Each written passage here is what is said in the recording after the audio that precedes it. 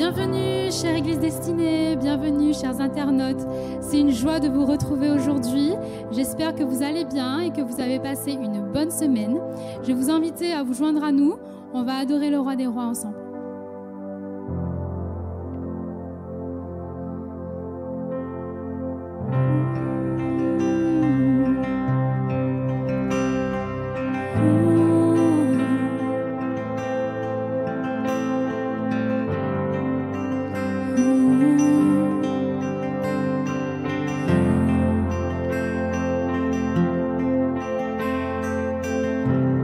J'ai longtemps essayé de voir, ça m'a pris du temps pour enfin croire que quelqu'un comme moi pourrait manifester ta victoire. On ne pourra jamais être parfait, tu nous donnes ce qu'on peut mériter. Tu prends les choses brisées et tu les fais briller. Oui, tu es mon champion. Les géants s'écroulent quand tu te lèves infaillible. Tu gagnes tous les combats. En toi, je sais qui je suis. Couronné de confiance, je suis assis dans les lieux élevés, infaillible, près de celui qui a tout vaincu.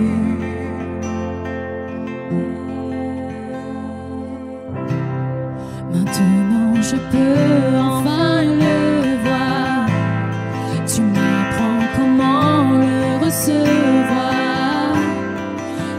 Par mes propres efforts, voici ma victoire.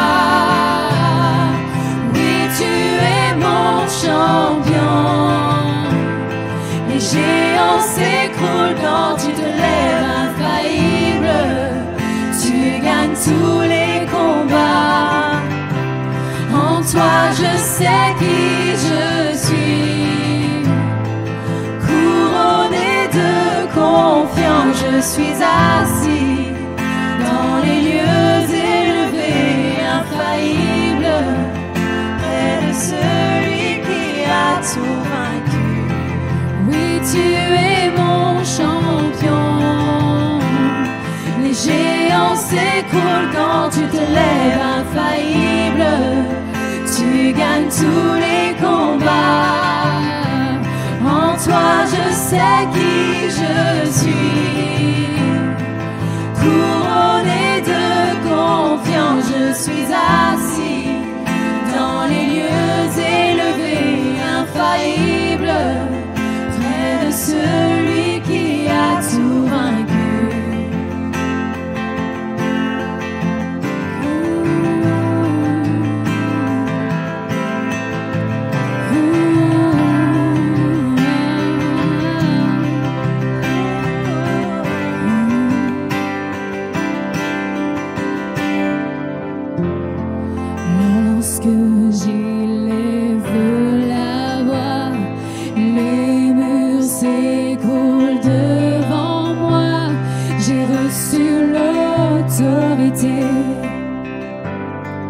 Que Jésus m'a donné. Lorsque j'ouvre enfin la bouche, les miracles s'opèrent en boucle. J'ai reçu l'autorité que Jésus m'a donnée. Lorsque j'élève la voix, les murs s'écroulent devant moi. J'ai reçu l'autorité que Jésus m'a donnée. Lorsque j'ouvre enfin la bouche, les miracles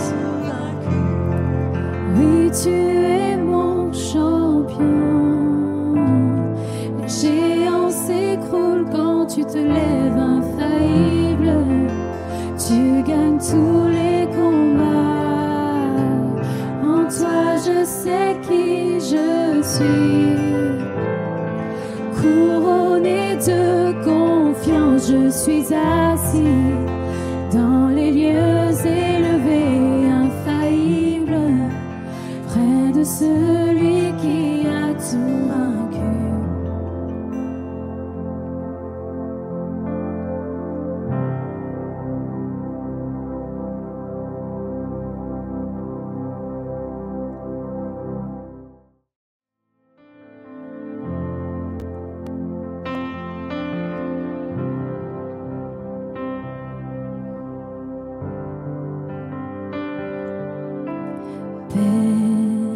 Tu calmes maintenant l'orage si violent qu'il s'apaise en ton nom. Calme, tu domptes l'océan, apaise ma colère, chaque vague en ton nom. Jésus, Jésus, tu fais trembler les ténèbres. Jésus, Jésus, nos peurs se taisent. Jésus, Jésus, tu fais trembler les ténèbres. Jésus, Jésus, souffle que ces eaux revivent, insuffle en moi un chant pour qu'encore je t'adore. Souffle que ces eaux revivent, insuffle en moi un chant pour qu'encore je t'adore. Jésus, Jésus, tu fais trembler les ténèbres. Jésus, Jésus, nos peurs se taisent. Jésus, Jésus, tu fais trembler les ténèbres. Jésus, Jésus, et ton nom, ton nom, la lumière qui a confondu l'enfer.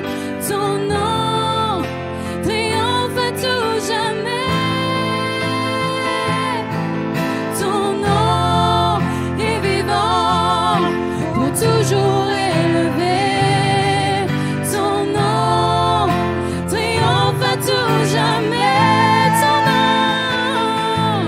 Ton nom, la lumière qui a confondu l'enfer. Ton nom triomphe à tout jamais. Ton nom est vivant, pour toujours élevé. Ton nom triomphe à tout jamais. Jésus, Jésus, tu fais trembler les ténèbres. Jésus, Jésus, nos peurs se taisent. Jésus, Jésus, tu fais trembler les ténèbres. Jésus, Jésus, et ton nom, la lumière qui a confondu l'enfer. Ton nom triomphe à tout jamais. Ton nom est vivant, pour toujours élevé.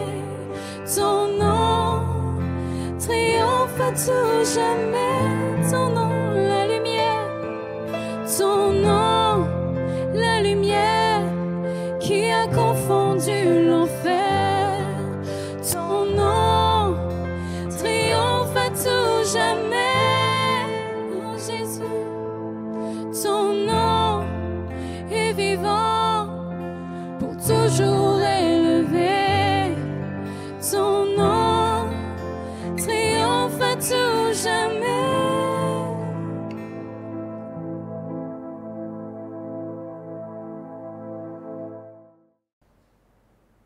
Bienvenue à toutes et à tous pour cette célébration spéciale Noël. J'ai la voix un peu enrouée, tout simplement parce que même si à La Réunion, c'est un Noël en plein été où il fait chaud, j'ai pris un coup de froid.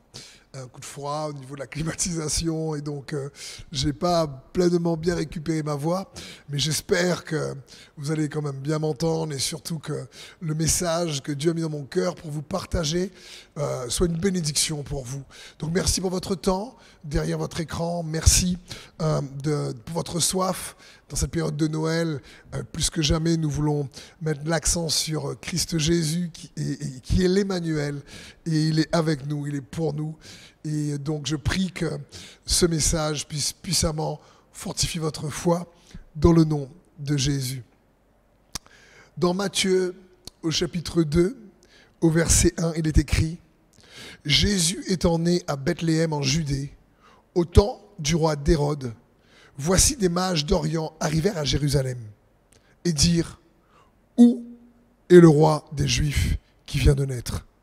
Car nous avons vu son étoile en Orient et nous sommes venus pour l'adorer. » C'est incroyable ici dans ce passage de voir que de l'Orient, donc d'assez loin, je ne sais pas combien de temps de marche ils ont pris pour venir honorer Jésus, la naissance de Jésus. Ces mages donc viennent parce qu'ils ont vu l'étoile et ils viennent honorer un enfant. C'est juste incroyable, ils viennent adorer un enfant. À ce moment-là, Jésus n'a pas encore fait de signes, de miracles, de prodiges. À ce moment-là, Jésus n'est qu'un petit bébé. Et pourtant, ils le voyaient déjà, eux, comme le roi des Juifs.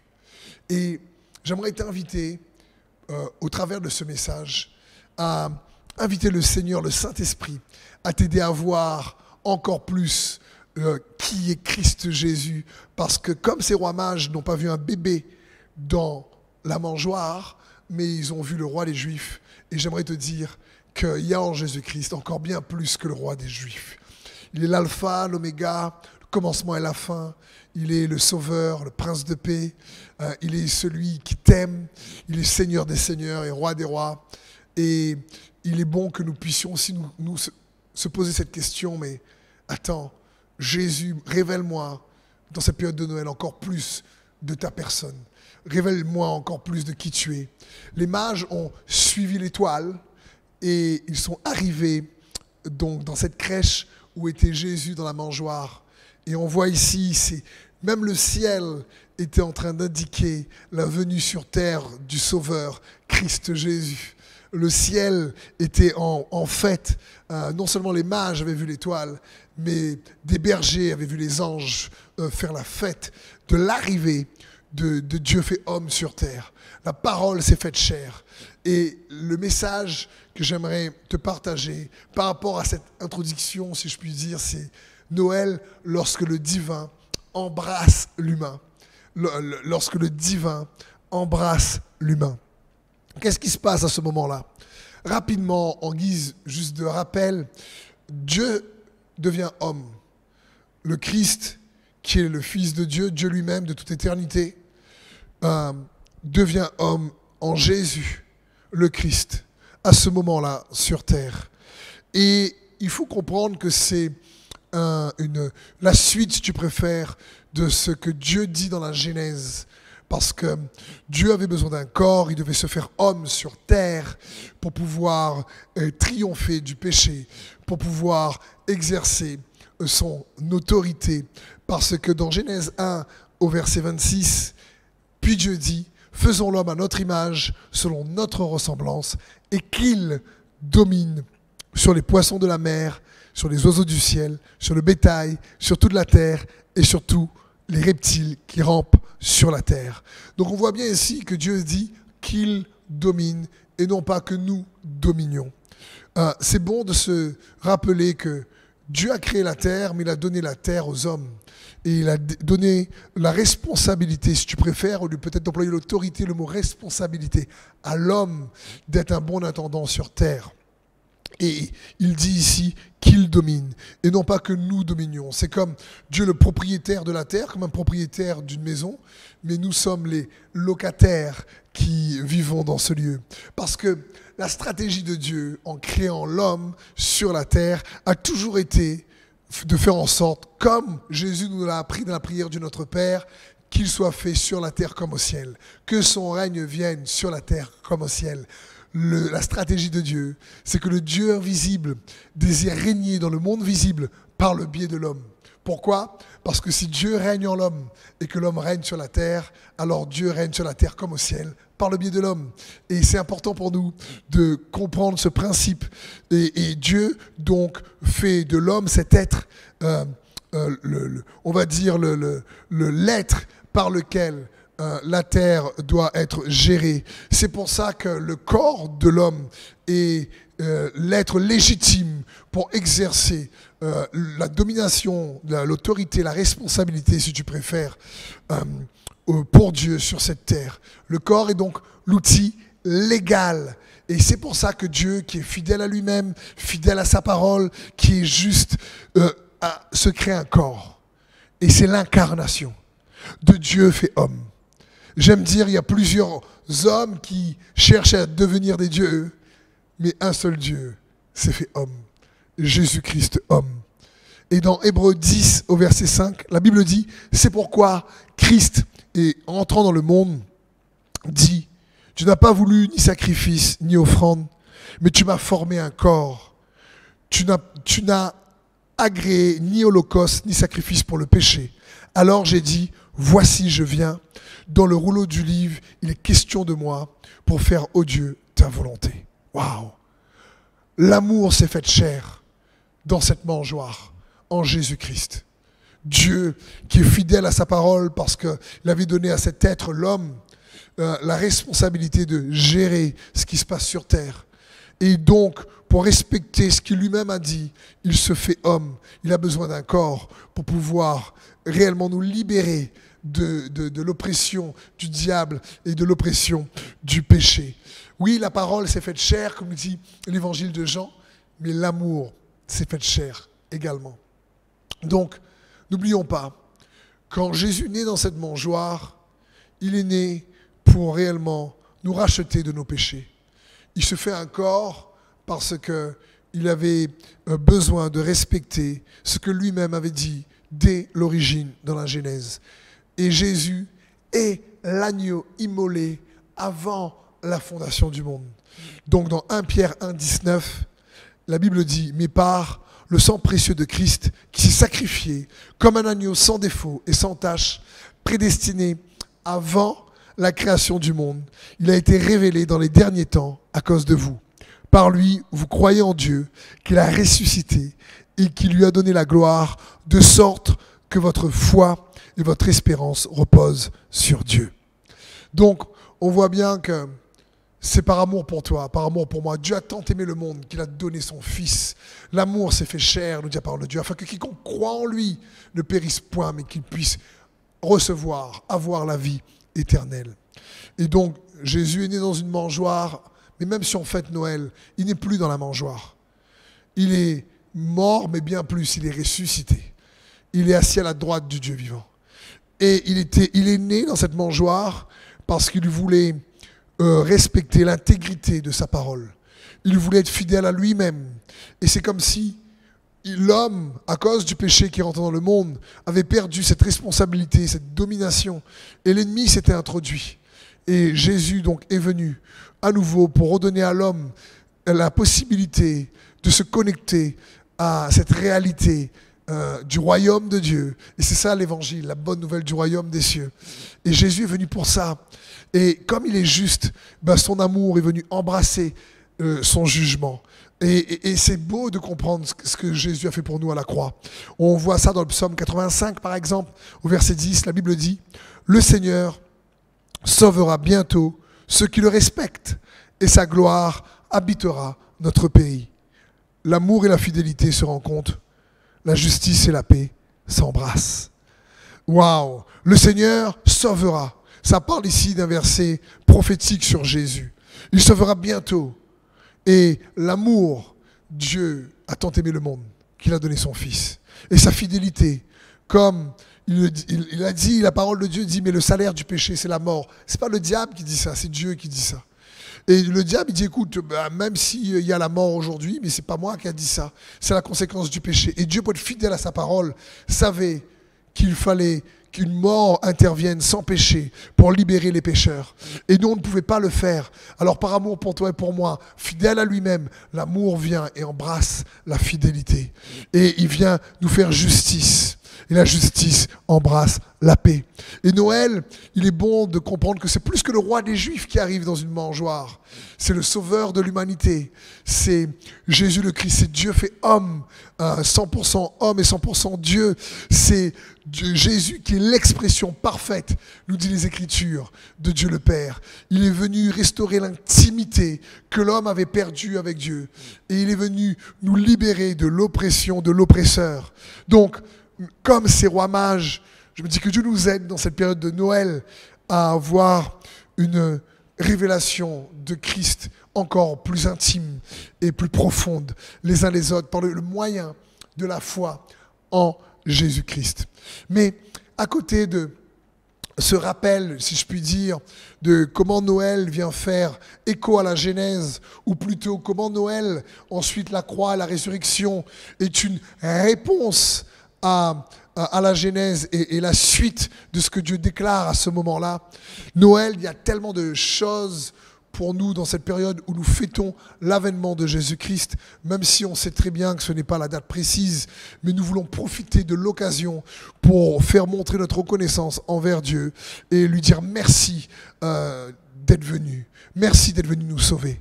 Dieu aurait pu dire, écoute, l'homme, il pêche tellement, c'est fini, cette créature-là, elle m'énerve, on l'élimine, on la fait disparaître de l'univers et on recommence autre chose. Dieu est Dieu, il aurait pu dire ça aussi, mais il t'a tellement aimé, il m'a tellement aimé qu'il a décidé de se faire homme et de nous sauver.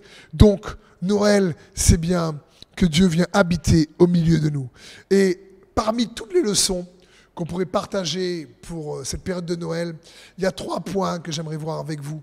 Ce que, en priant, le Seigneur a mis dans mon cœur et qui, j'espère, va réellement vous encourager. Donc, plusieurs leçons de Noël à apprendre. Et la première, c'est Noël nous rappelle que Dieu prévoit la solution avant les problèmes. Il est bon de se rappeler ces choses-là. Comprenons lorsqu'on lit l'évangile de Luc, de Matthieu, et notamment par rapport à la venue de Jésus-Christ, il y a pas mal de choses qui se passent à ce moment-là. On voit d'abord la Vierge Marie qui rencontre l'ange Gabriel, et l'ange Gabriel lui annonce qu'elle va devenir enceinte par la puissance de Dieu, par la puissance du Saint-Esprit, et qu'elle devra donner au nom de cet enfant Jésus. Donc Joseph, qui est son fiancé à ce moment-là, un homme bon, tout se passe bien, et d'un coup, il apprend que sa fiancée est enceinte. En plus, elle est enceinte de Dieu. Comment aller expliquer ça? Ils n'avaient pas prévu, ce n'était pas leur plan. Mais un ange vient voir Joseph parce qu'il prévoit de dire « Ouh là là, je vais la quitter, mais de manière correcte et sobre, avec respect. » Mais un ange vient voir Joseph, lui dit « Non, non, non, cet enfant vient de Dieu, Joseph. Reste avec Marie. » Et il consent de rester. Et à ce moment-là, donc Marie tombe enceinte. Et par hasard, ce qui se passe, c'est que l'empereur Auguste demande que tout l'Empire romain, il y ait un recensement. Et à ce moment-là, à l'époque, à ce moment dans l'histoire, Israël est sous la domination des Romains. Et donc, Joseph, qui est à Nazareth à ce moment-là, doit partir vers Bethléem parce qu'il fait partie de la famille de David pour aller se recenser. Et donc, il emmène avec lui Marie, qui est enceinte. Je ne sais pas combien de temps ils ont pris après cette annonciation de la part des anges, mais quand ils arrivent à Bethléem, Marie est sur le point d'accoucher, elle va accoucher, et il n'y a plus de place dans les hôtels. Et donc, Marie accouche dans une mangeoire. Et là, je commence à me questionner, parce que je me dis, wow, Joseph et Marie doivent se dire, mais attends, l'enfant que je porte est un miracle de Dieu. Dieu avec nous, c'est juste incroyable. Donc on monte à Bethléem, ce n'était pas prévu. Je suis enceinte pour monter sur le dos d'un âne, c'est compliqué pendant des jours. Ça ne va pas être à l'aise. On arrive, c'est quand même, on a dit qu'il va s'appeler le Fils de Dieu, l'enfant que je porte, parce qu'il vient de Dieu. Et puis là, il n'y a pas une place dans l'hôtel. Franchement, Dieu aurait peut-être pu prévoir une place dans l'hôtel. Donc les circonstances, on a l'impression qu'il y a une incompréhension, un décalage entre ce que Dieu leur dit et les circonstances qu'ils traversent à ce moment-là. Donc, Jésus arrive à Bethléem, les mages arrivent, disent, offrent des cadeaux, de l'or, de la myrrhe et de l'encens. Il y a réellement des éloges faits sur Jésus, ils sont étonnés, c'est incroyable. Et puis, ils apprennent qu'Hérode veut tuer Jésus. Et là, un ange apparaît à nouveau à Joseph, où dans un rêve, il est averti et qu'il doit partir en Égypte. Et l'ange lui dit, écoute, tu dois partir en Égypte jusqu'à ce que je te dirai. Alors là, Joseph qui dit, c'était pas prévu. Pourquoi Hérode ne meurt pas, quoi? Si c'était Dieu, ce serait bien, il vaut mieux l'éliminer, quoi. Et qu'on reste là tranquille à Bethléem. Mais non, il doit partir en Égypte. Et ils vont en Égypte pendant combien de temps, on ne sait pas vraiment. Mais juste plusieurs années jusqu'à que l'enfant puisse grandir apparemment et qu'il puisse être assez autonome. Donc ensuite, à nouveau, Joseph est averti qu'il faut quitter l'Égypte pour retourner en Israël et il prévoit réellement là d'aller dans un endroit, dans un lieu et il apprend que par à nouveau un rêve qu'il ne peut pas aller là où il voulait aller et qu'il doit plutôt se rendre à Nazareth. Donc, j'essaye de me mettre à la place de Marie et Joseph. Dieu te parle. Tu portes le Fils de Dieu. Dieu est avec toi. Et il n'y a que des détours et des galères dans les circonstances. Ils n'ont pas dû comprendre à ce moment-là. Et pourtant, Dieu était avec eux. Mais on a lu tout à l'heure que Jésus est l'agneau immolé avant la fondation du monde. Donc, sa mort et sa naissance a été prévue bien avant que ces événements dans les circonstances se manifestent. Et pourtant, les circonstances se manifestent d'une manière qui met la foi de Joseph et de Marie quand même à l'épreuve. Et ils doivent faire à la naissance de Jésus beaucoup de détours. Et j'aimerais t'encourager, mon frère et ma sœur, à garder la foi dans les détours de la vie. J'aimerais t'encourager, mon frère et ma sœur, en cette période de Noël, à te rappeler que dans chaque détour de la vie que nous faisons, il y a des bénédictions cachées. Parfois, le détour, tu le fais à cause peut-être de tes propres choix erronés, ou parfois c'est à cause des choix des autres. Dans le cas de Marie et Joseph, c'est à cause d'Hérode, ils doivent partir en Égypte. On a l'impression que ce n'est pas juste. Hérode tue des bébés de moins de 2 ans, des centaines, c'est compliqué. Et c'est vraiment beaucoup de familles dans le deuil à ce moment-là. C'est catastrophique. Tu te dis, mais quelle épreuve. Et pourtant, j'aimerais te dire que Dieu a préparé la solution ou les solutions bien avant que les problèmes arrivent. Et pour moi, s'il y a bien une des leçons que nous devons apprendre à retenir dans cette période de Noël, c'est quel que soit peut-être le problème qui survient et qui te surprend aujourd'hui, quels que soient les détours que tu es en train de faire en ce moment, que tu n'avais pas prévus, les plans que tu avais prévus, c'est pas ça qui est en train de se dérouler, il y a d'autres choses qui arrivent. J'aimerais te dire, n'oublie pas que ta vie est entre ses mains et que Dieu a un plan pour ta vie et qu'il n'est pas surpris par ce qui nous surprend. Donc, rappelons-nous que Noël, Dieu avait prévu les solutions bien avant les problèmes. Et j'espère que ce principe t'encourage dans cette période de Noël à garder la foi, afin de ne pas laisser les problèmes venir aspirer la vie de Christ en toi, afin de ne pas laisser les problèmes venir éroder la vie de Christ en toi. Les problèmes, on en traverse tous, mais Jésus est avec toi. Il est l'Emmanuel. Dans Matthieu 1, 23, la Bible dit, « La Vierge sera enceinte, elle mettra au monde un fils, et on l'appellera Emmanuel, ce qui signifie Dieu est avec nous. Et il est avec toi. Jésus a dit, je suis venu, dans Jean 10, il a dit, je suis venu pour vous donner la vie et la vie en abondance. Peu importe les détours de la vie, peu importe les problèmes, il y a toujours des bénédictions cachées dans les détours de la vie. Combien de fois ça m'est arrivé avec mon épouse Sandrine de se dire, on n'avait pas prévu d'expérimenter ça, on n'avait pas prévu de passer par là, on n'avait pas prévu de vivre cette période-là. Mais à chaque fois, Dieu a permis qu'au travers de ces détours, on découvre des trésors cachés qu'on n'aurait pas pu obtenir autrement. Et donc, mon frère et ma sœur, il a préparé des solutions avant les problèmes. Garde ta foi en Jésus, garde ta foi en l'Emmanuel, parce qu'il est venu te donner la vie et la vie en abondance. Et c'est mon deuxième point que j'aimerais voir avec vous. Noël nous rappelle que grâce à l'Emmanuel, aujourd'hui, comme Marie, tu portes la vie. Et il est bon pour nous de nous rappeler cela. Vous savez, Marie, par la grâce de Dieu qui lui a été accordée, a porté Jésus dans son sein naturel. Et c'est juste incroyable, une grâce unique lui a été offerte parmi toutes les femmes.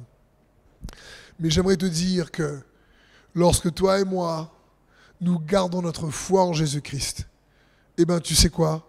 Tu le portes dans ton sein spirituel également. Et ça produit la vie. Ça me fait penser à cette histoire entre Élisabeth, la cousine de Marie, qui tombe enceinte de Jean-Baptiste.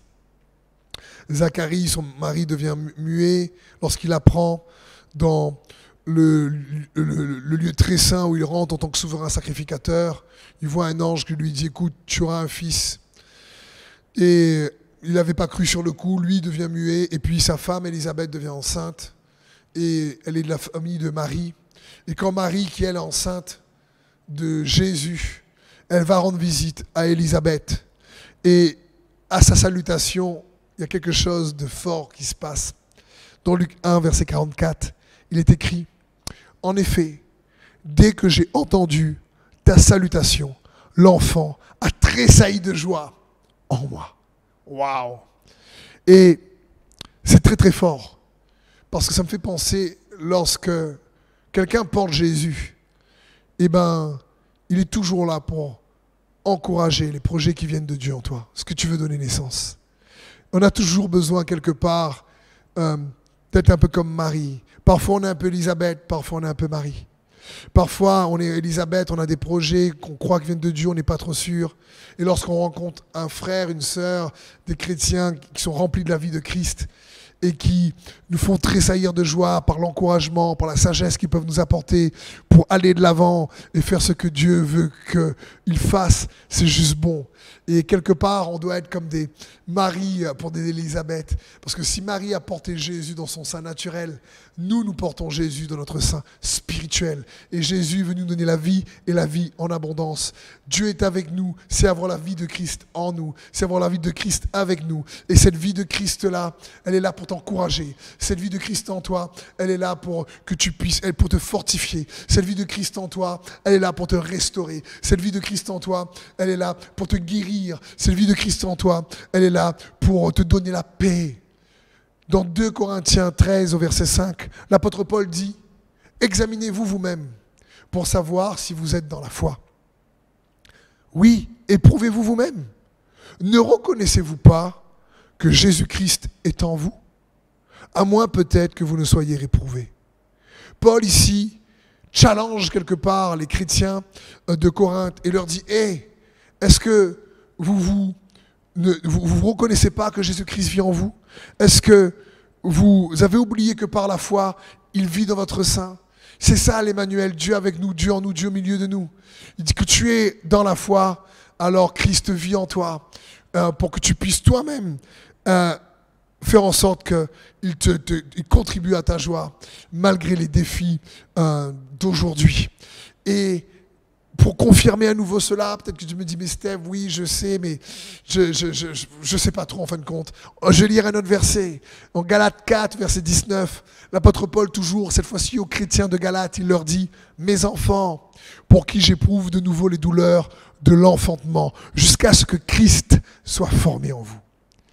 Paul dit, mais je prêche la parole, j'enseigne, je veux vous équiper, vous avez la foi en Jésus, mais il dit, mais tout ça jusqu'à ce que Christ soit formé en vous.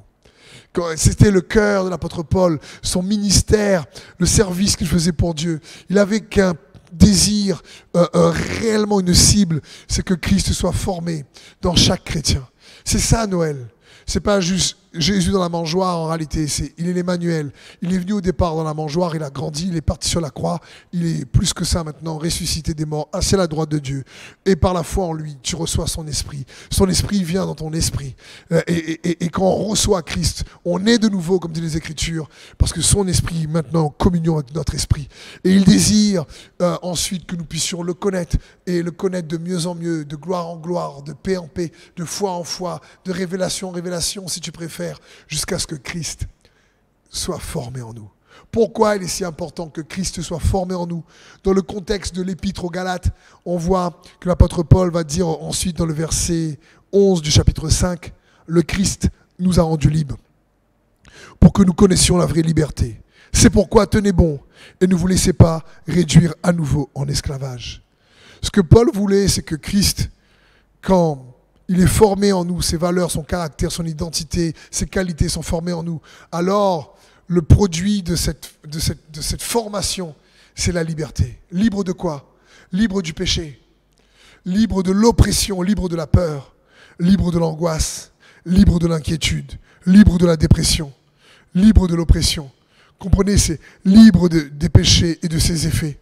Et je crois qu'on a tous besoin d'être libérés souvent de quelque chose. Libéré de peut-être une certaine attitude, libéré pour d'autres d'addiction qui vient détruire votre relation dans votre couple peut-être, ou avec vos enfants, ou avec vous-même. Et j'aimerais te dire, quand Christ est formé en toi, quand l'Emmanuel est en toi, avec toi, alors c'est cette liberté qui grandit en toi. Plus Christ est formé en nous, et plus nous sommes libres du péché et de ses effets. C'est pour ça que l'Emmanuel est venu.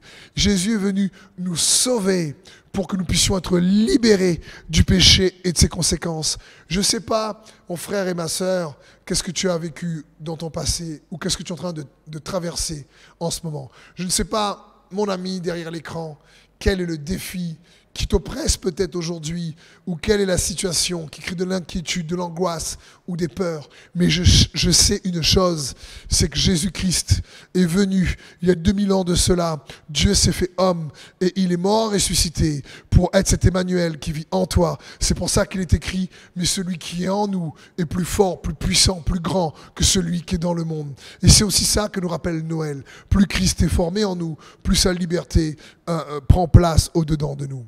Et le dernier point que j'aimerais voir avec toi par rapport à Noël, Noël nous rappelle que la qualité majeure de Dieu fait homme, c'est de nous sauver.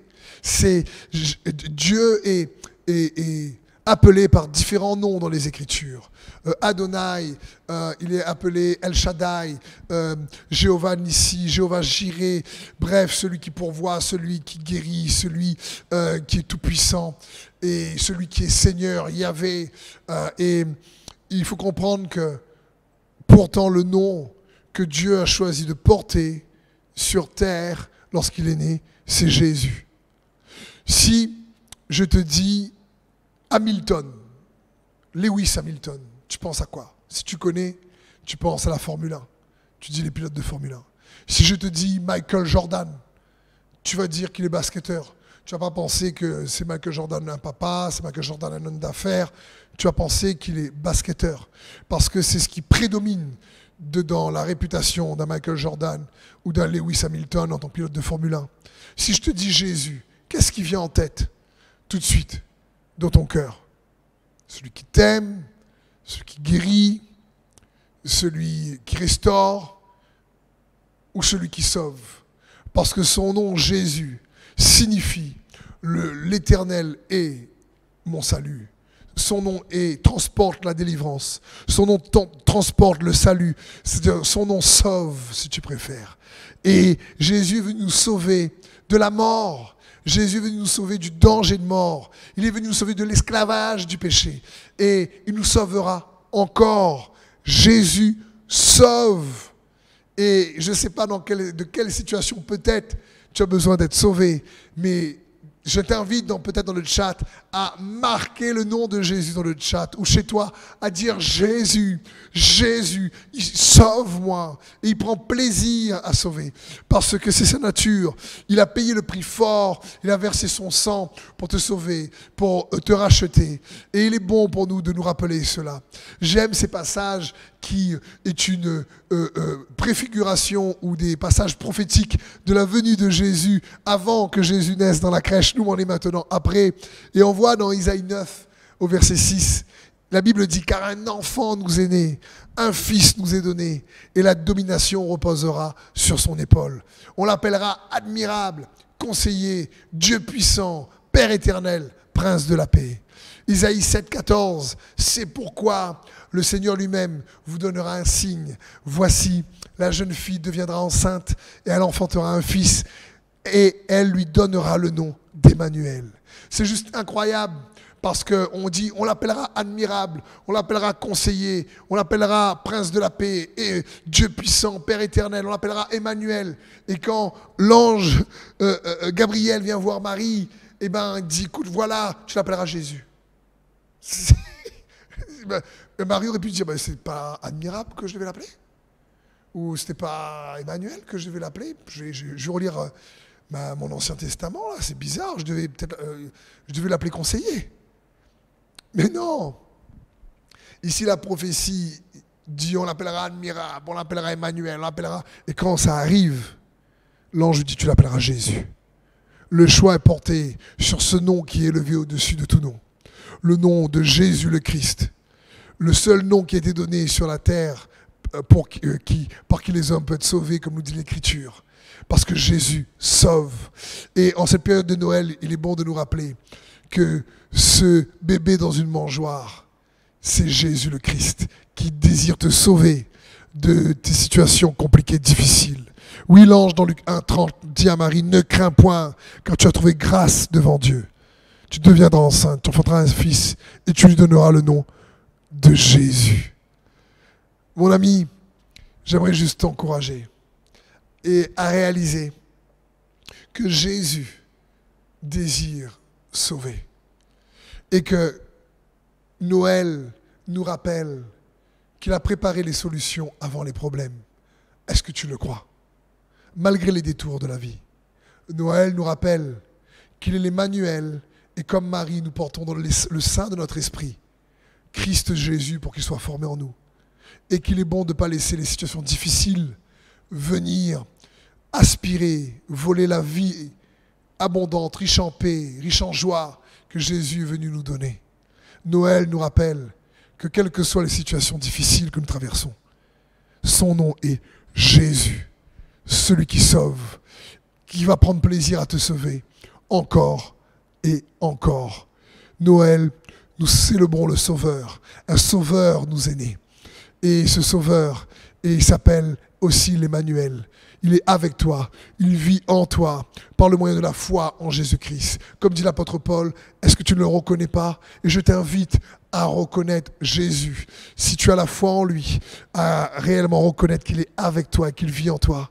Peut-être que tu regardes ce message parce que tu étais invité, c'est Noël, et que tu me dis, oui, mais moi, j'aimerais avoir Jésus dans mon cœur. J'aimerais qu'il vit en moi. J'aimerais aussi. Alors, tu sais, la Bible dit, si tu confesses de ta bouche que Jésus est Seigneur, et si tu crois dans ton cœur qu'il est ressuscité des morts, alors tu seras sauvé. Et je t'invite peut-être, là, derrière ton écran, dans ton cœur et de le confesser de ta bouche, ou un moment quand tu seras prêt, je ne sais pas, mais Jésus est le cadeau du ciel, et le cadeau qui excelle, le cadeau le plus excellent que le Dieu de l'univers fait à l'humanité. C'est lorsque le divin embrasse l'humain, parce que tu es aimé de Dieu. Et il nous l'a prouvé en envoyant son Fils, non seulement naître dans une mangeoire, mais aussi mourir à la croix et ressusciter des morts. Alors je veux juste également t'inviter. Ne laisse pas à Jésus juste la place d'une mangeoire dans ton cœur. Oui, peut-être qu'elle est arrivée sur terre, il n'y avait pas de place dans les hôtels, il était né dans une crèche, dans une mangeoire. Mais je veux juste t'inviter, dans cette période de Noël, à faire en sorte que dans ton cœur, tu lui ouvres toute la place nécessaire pour qu'il puisse pleinement y habiter. Parce que c'est toi qui seras gagnant. Tu vas récolter sa vie, tu vas récolter sa force, tu vas récolter sa paix. Donc, oui, laisse cette place d'amour qu'il désire avoir dans ton cœur, parce qu'il t'aime bien plus que toi tu l'aimes. Jésus sauve et il te sauvera encore. Amen. Chers amis, donc merci pour ce message. Merci en tout cas d'avoir pris le temps d'écouter ce message. Merci au Seigneur pour Noël. Joyeux Noël à chacun d'entre vous en cette période de fête. Je prie que vous soyez préoccupés à côté des repas, à côté des amis, à côté de la famille, préoccupés de Jésus lui-même et de l'honorer et de garder plus que jamais la foi en Jésus. Surtout en cette période de fin d'année où c'est quand même compliqué avec la recrudescence à nouveau du Covid sur Terre dans quasiment la plupart des pays. Et surtout qu'en cette période de fin d'année, je sais qu'à côté de la joie de certains et la tristesse d'autres qui sont seuls ou qui ont perdu un être cher, qui va leur manquer en cette fin d'année. Et je prie pour chacun d'entre vous que la paix de Jésus-Christ soit votre portion.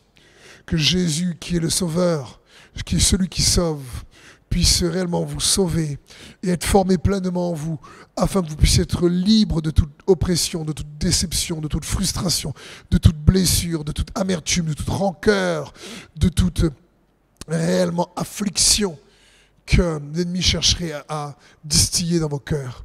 Je prie que celui qui est le sauveur du monde, Jésus le Christ, l'amoureux de ton âme, Dieu fait homme, l'Emmanuel avec toi, puisse là, derrière ton écran, t'envahir de sa paix, t'envahir avec sa joie, t'envahir en disant, écoute, dans cette période de Noël, il t'invite à être préoccupé dans ta pensée, dans ton cœur, aussi, surtout, par lui-même, parce qu'il est avec toi et il désire te bénir. Il te sauve pour que tu sois libéré de l'oppression. Il te sauve pour que tu puisses hériter de la bénédiction. Il te sauve parce qu'il a préparé les solutions bien avant les problèmes. Amen. Merci également à tous ceux et celles qui nous soutiennent financièrement. Merci pour votre générosité. Merci pour vos offrandes. En cette période de Noël, nous désirons, nous en tout cas, honorer le Christ Jésus particulièrement. Et merci donc si vous désirez le faire en bénissant l'Église destinée que nous sommes. Et vous avez donc en bas de votre écran jeveuxbénir.com pour pouvoir le faire en ligne et soutenir l'Église, et l'Église qui est le corps du Christ, le corps de Jésus-Christ, quelle que soit la dénomination, bien sûr. Merci aussi pour ceux d'autres églises qui nous regardent. Bénissez vos églises là où vous êtes. C'est bon de soutenir l'Église là où vous êtes également. Et pour ceux et celles qui désirent prendre part et nous soutenir, merci pour votre générosité. Je prie que Dieu puisse pourvoir à tous vos besoins selon sa richesse avec gloire en Jésus-Christ, comme nous dit la parole. Donc soyez bénis et encore joyeux Noël à vous. Bye bye.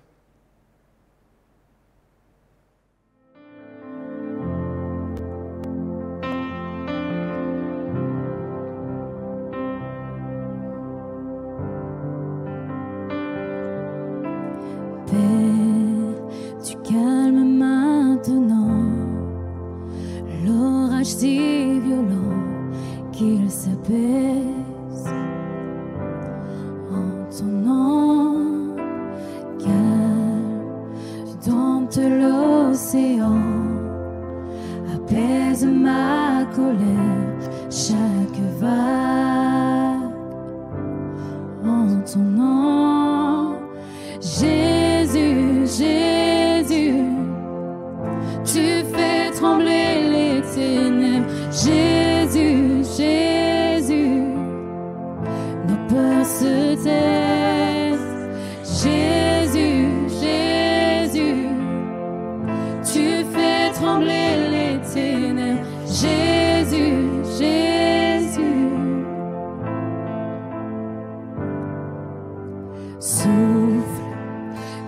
ces eaux revivent.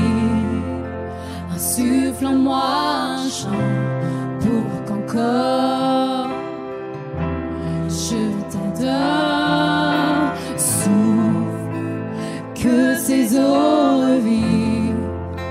Insuffle en moi un chant pour qu'encore je t'adore. Jésus, Jésus, tu fais trembler les ténèbres. Jésus, Jésus, nos peurs se taisent.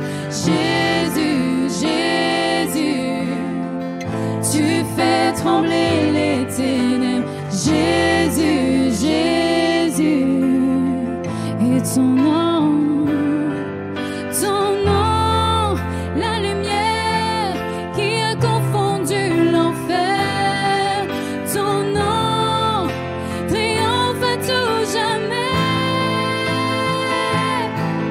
Ton nom est vivant, pour toujours élevé. Ton nom triomphe à tout jamais.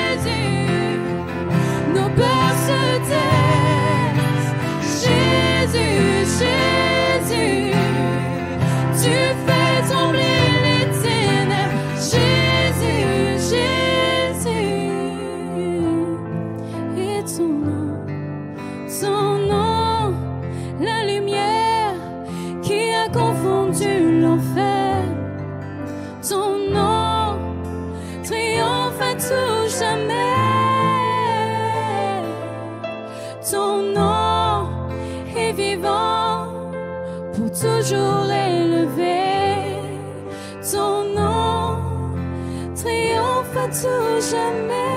Ton nom, la lumière, ton nom, la lumière qui a confondu l'enfer. Ton nom triomphe à tout jamais. Oh Jésus, ton nom est vivant, toujours élevé.